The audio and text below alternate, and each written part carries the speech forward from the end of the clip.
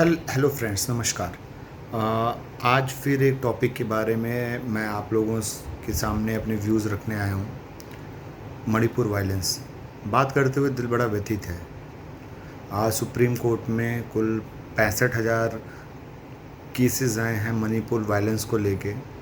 Even हमारी judiciary के पास भी कोई आंसर नहीं है how they are going to solve it और how they will give justice to them. इसके लिए उन्होंने फास्ट ट्रैक कोर्ट्स बनाने के लिए सरकार को प्रस्ताव भेजा है। इवन सरकार के व्यूज़ मांगे हैं कि कैसे इसको सॉल्व करना होगा। ये जो घटना हुई है ये पूरे देश के लिए काफ़ी मायनों में बहुत कुछ चीज़ सिखाने के लिए है।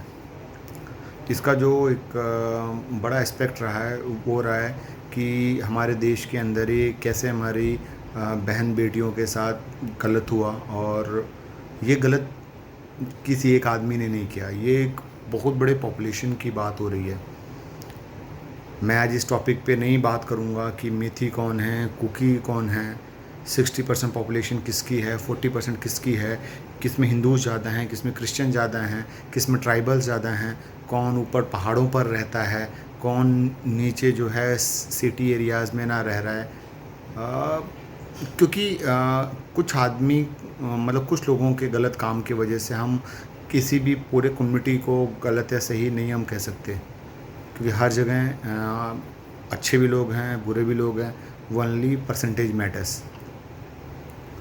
आज मैं जो इस एस्पेक्ट में सबसे दर्दनाक बात रही थी उसके बारे में बात करने आया हूँ।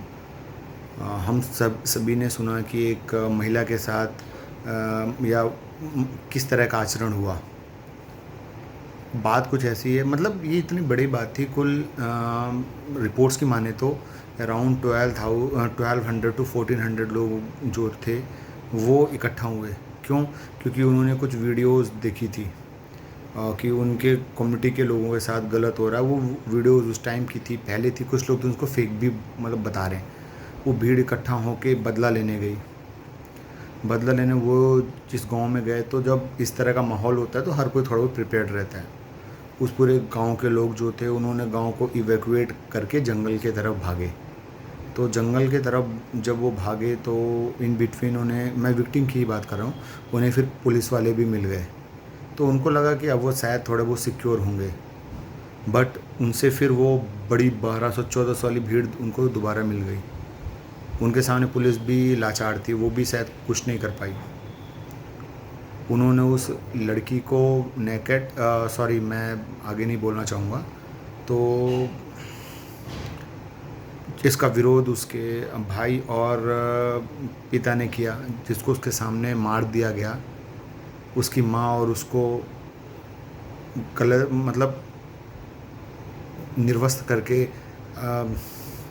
मतलब आप लोग समझ रहे हैं मैं मतलब क्या चीज़ कह रहा हूँ। प्रॉब्लम जानते हैं क्या है? सिर्फ 4 लोग अरेस्ट हुए, जहाँ पे 400 लोगों को अब तक अरेस्ट हो जाना चाहिए था। ये कम्प्लीटली हमारे जो एडमिनिस्ट्रेटिव एस्पेक्ट है, जो भी हमारे देश का जुडिशरी है, वो कम्प्लीटली मतलब फेल बोलेंगे। ऐसा होता भी इसलिए है, शायद हमारे देश का कानून ही ऐसा है।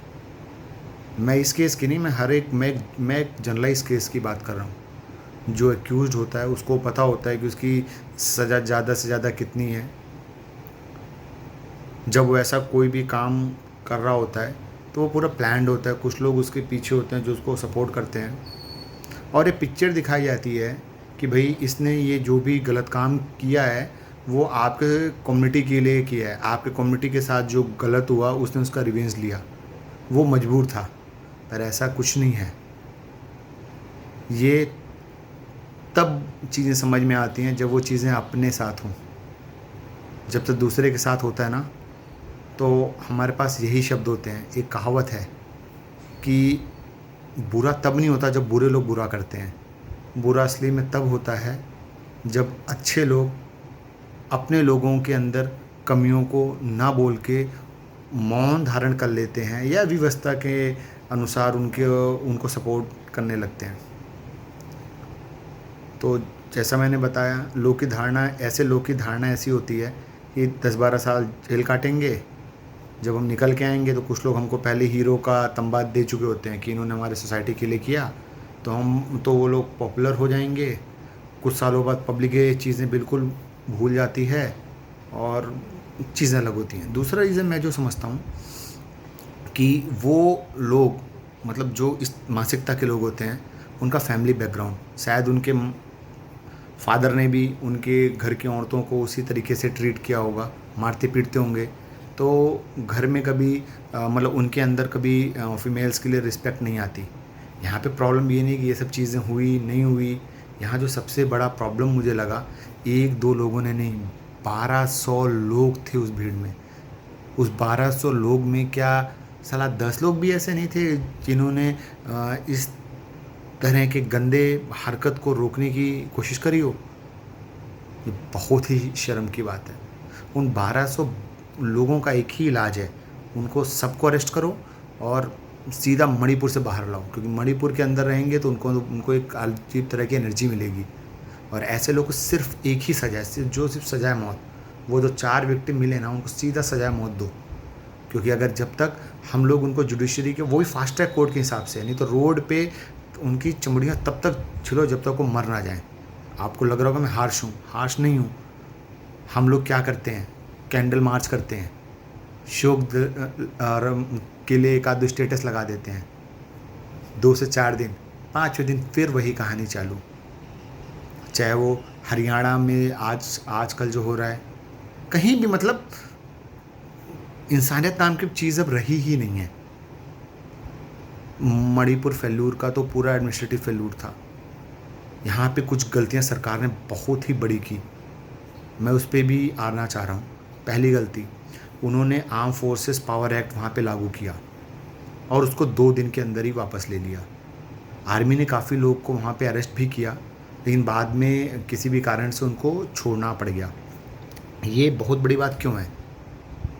क्योंकि देखिए, जहाँ पे लोकल एडमिनिस्ट्रेशन फेल होता है तो वो पुलिस की हेल्प लेते हैं, और जब पुलिस फेल हो गई तो फिर वो लोग आपको पैरामिलिट्री का साथ लेते हैं, जैसे इसमें सीआरपीएफ और बीएसएफ, असम राइफल्स, ये सारे लोग आते हैं, 6 होते हैं पैरामिलिट्री।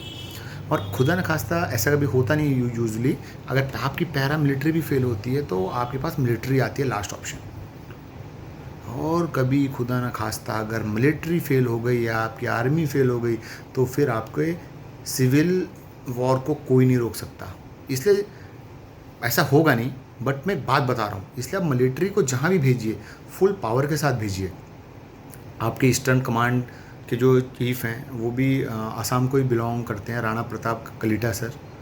उनका ही कहना है कि with in 48 hours he can control all the things, क्योंकि जब आर्मी घुसती है ना तो आपका लोकल पॉलिटिकल अप्रोच, पुलिस का कुछ नहीं काम करता। सीधा पट पे जब सब कुछ लाइन पर आ जाता है। लेकिन शायद क्या कारण रहे कि हम इस तरह से असफल रहे। 2 महीना बहुत बड़ा टाइम होता है, बहुत बड़ा टाइम होता है। 2 महीना कहीं भी आग लगी रहे और हम बुझा ना पाएँ, तो ये इससे बड़ा फेल्यूर हमारे लिए कुछ नहीं है। शायद यही फेल्यूर है जिसका रेप्लिकेशन अभी हम हर अणम में देख रहे हैं, क्योंकि कल्प्रिट्स को पता है कि हमारा लॉ एंड ऑर्डर कैसा है, कैसी चीज़ें होंगी। कभी कभी हम स्ट्रिक्ट कानून को बोलते हैं कि ये बहुत गलत है, लेकिन मैं बोलता हूँ अगर कानून स्ट्रिक्ट नहीं होगा तो ऐसे ही क्रिमिनल्स बनेंगे। तो कहीं ना कहीं स्ट्रिक्टनेस चाहिए ही चाहिए। आज के लिए फ्रेंड्स इतना ही, बस मैं इतना ही बोलूँगा कि शायद एक समय आएगा जल्दी ही कि मणिपुर वायलेंस को हम कम्प्लीटली ख़त्म कर देंगे, राइट्स को पूरा रोक देंगे। बट क्या जिन्होंने अपने माँ खोए, बाप खोए, फैमिली खोई, अपना घर खोया, सब कुछ खोया, क्या ऐसे ये सब कभी लौट के आएगा? नहीं आएगा। अक्सर कहते हैं ना, दंगों में वही लोग मारे जाते हैं जो लोग सब्जी खरीदने जाते हैं। जो बम फोड़ता है वो तो निकल लेता है। तो ये चीज़ हमें कब समझ में आएगी कि हमारे हर इस तरह के जो भी चीज़ें होती हैं उसमें सिर्फ एक लोकल सिटीज़न ही जाता है। जो लोग प्लान करते हैं, चाहे वो रूम में बैठ के करें, वो सामने ही नहीं होते। सामने तो बेचारे वो लोग आते हैं जो अपनी ज़िंदगी से लड़ के अपनी प्रतिदिन की ज़िंदगी चला रहे होते हैं। तो प्लीज़ धन्यवाद।